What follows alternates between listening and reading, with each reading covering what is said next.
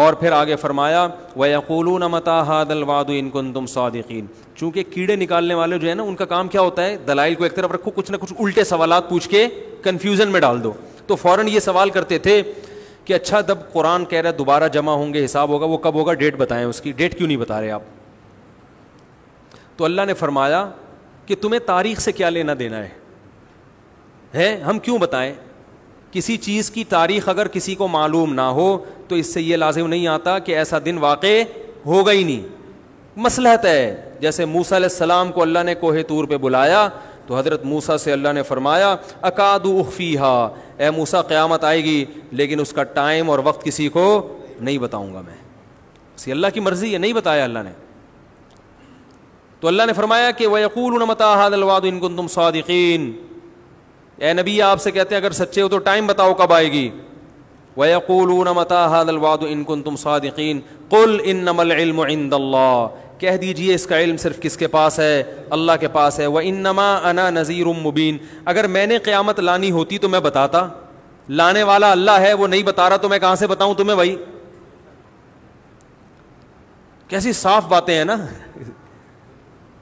اللہ نہ کرے محمد صلی اللہ علیہ وسلم جھوٹے نبی ہوتے, معاذ اللہ, تو بتا دیتے فلاں تاریخ کو آئے گی, 100 سال کے بعد آئے گی.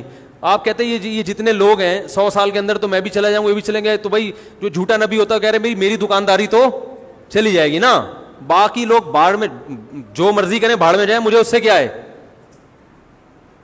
کیا خیال ہے بھائی, وہ کچھ بھی کہہ دیتے, کہتے چلو میں 100 سال کے بعد کا ٹائم بتا دیتا ہوں, اور 100 سال سے پہلے تو ہم بھی چلے جائیں گے, یہ سارے دنیا سے چلے جائیں گے. بعد والے اگر مجھے جھوٹا سمجھتے بھی ہیں تو جب دنیا سے میں چلا ہی گیا تو میں نے جو مالی جو مفاد حاصل کرنے تھے, عزت حاصل کرنی تھی, پیسہ حاصل کرنا تھا, خواہشات پوری کرنی تھی, میرے تو مزے ہو ہی جائیں گے نا. تو صاف پتہ چلتا ہے کہ آپ صلی اللہ علیہ وسلم یہ دنیا کے لیے نہیں کر رہے تھے, کیونکہ جو شخص اللہ پر جھوٹ باندھ سکتا ہے کہ میں اللہ کا نبی ہوں, اتنا بڑا جھوٹ, وہ جھوٹی تاریخ گھڑ کے کیوں نہیں بیان کر سکتا بھائی. کیا ہو گیا بھائی جان, وہ جھوٹی تاریخ بیان کرنے میں اس کو کتنا ٹائم لگے گا. لیکن نہ, جب سورج گرہن ہوا نا نبی کے دور میں, تو عرب میں یہ مشہور تھا کہ جب کسی بڑی شخصیت کا انتقال ہوتا ہے یا کوئی بڑی شخصیت پیدا ہوتی ہے تو چاند اور سورج اس وقت گرہن ہوتے ہیں. اللہ کی قدرت, اسی دن نبی کے بیٹے کا انتقال ہوا اور چاند یا سورج گرہن ہو گیا.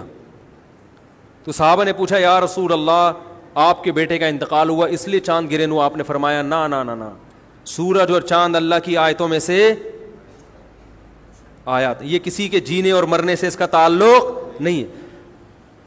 کوئی جھوٹا نبی ہوتا تو فوراً کیا کہتا, ہاں دیکھو میں بڑا آدمی ہوں اور بڑی شخصیت کے بیٹے کا انتقال ہوا ہے, یہ سورج گرہن اسی کی علامت ہے, آدھے عرب اور مسلمان ہو جاتے ہیں.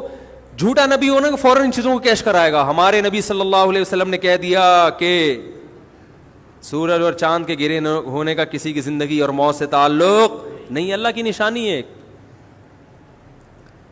تو میرے بھائی اسی طرح ہمارے نبی نے کہہ دیا مجھے قیامت کی تاریخ معلوم نہیں ہے, مجھے نہیں پتا. انما العلم عند اللہ, کہہ دیجئے علم صرف اللہ کے پاس ہے. وانما انا نذیر مبین, میری حیثیت کیا ہے, میں تو صرف ڈرانے کے لیے آیا ہوں. میں بتا رہا ہوں کہ اللہ نے تمہیں یہ جو نعمتیں دی ہیں ان کے بارے میں اللہ تم سے سوال پوچھے گا, مر کے مٹی ہو کے ختم نہیں ہوگے. آج ختم کر دیتے ہیں سورہ ملک کو. وانما انا نذیر مبین فلما رأوه زلفة سیئت وجوہ الذین کفروا وقیل ھذا الذی کنتم بہ تدعون. اللہ نے اپنے نبی کو تسلی دی, فرمایا جب یہ اس جہنم کو اپنی آنکھوں سے دیکھیں گے نا جو نافرمانوں کے لیے تیار کر کے رکھی ہے, تو ابھی تو کہہ رہے ہیں اس جہنم میں جانے کا ٹائم بتائیں, لیکن جب دیکھیں گے تو ان کے چہرے بگڑ جائیں گے. جیسے کسی چیز سے نفرت ہوتی ہے انسان کو اور اسے دیکھ کے چہرہ بگڑ جاتا ہے. وقیل ھذا الذی, اور کہا جائے گا یہ ہے وہ آگ جس کا تم دعویٰ کیا کرتے تھے, مانگا کرتے تھے کہ کب آئے گی. تم کہتے تھے ہمارے سامنے یہ آگ لے کر آؤ ہم دیکھیں, تو یہ ہے جس کو تم مانگا کرتے تھے. آج تمہارے مانگنے پر اللہ نے یہ تمہارے سامنے رکھ دی ہے.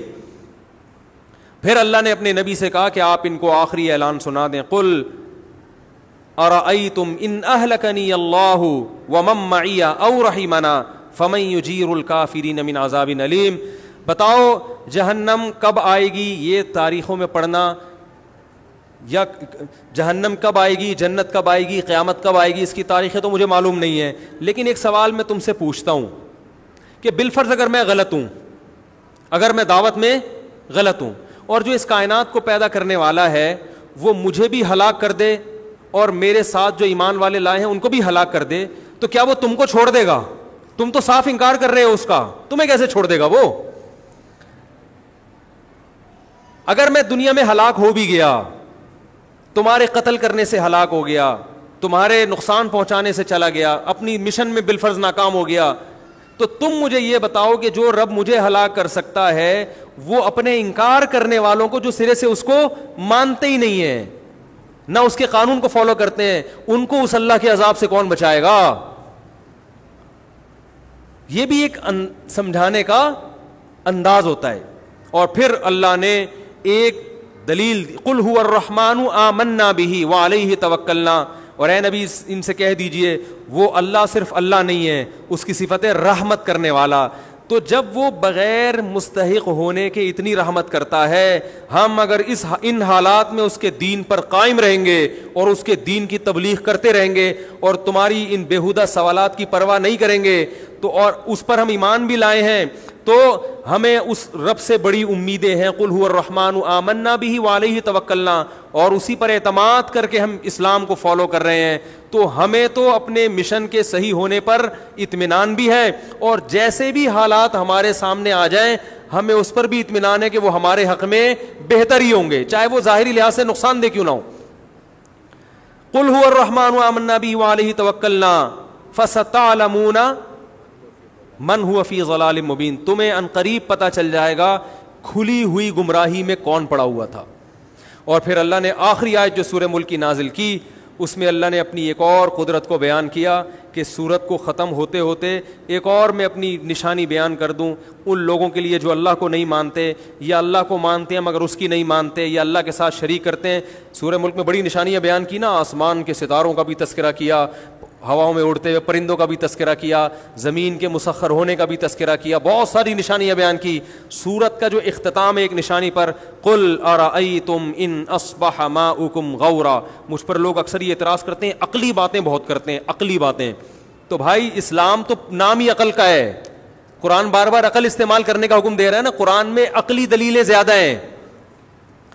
بہت مشکل ہے، ابے کیا ہو گیا، بہت مشکل نہیں ہے، بہت آسان ہے سمجھانا. یہ میری تکیہ کلام بن گیا ہے نا، کیا کروں میں، مجبور ہوں. بہت آسان ہے سمجھانا، اب پھر مزہ نہیں آئے گا. تو قرآن نے عقلی دلائل بہت دی ہیں. سورج کا اختتام کس پر ہو رہا ہے؟ ایک عقلی دلیل پر کہ عقل استعمال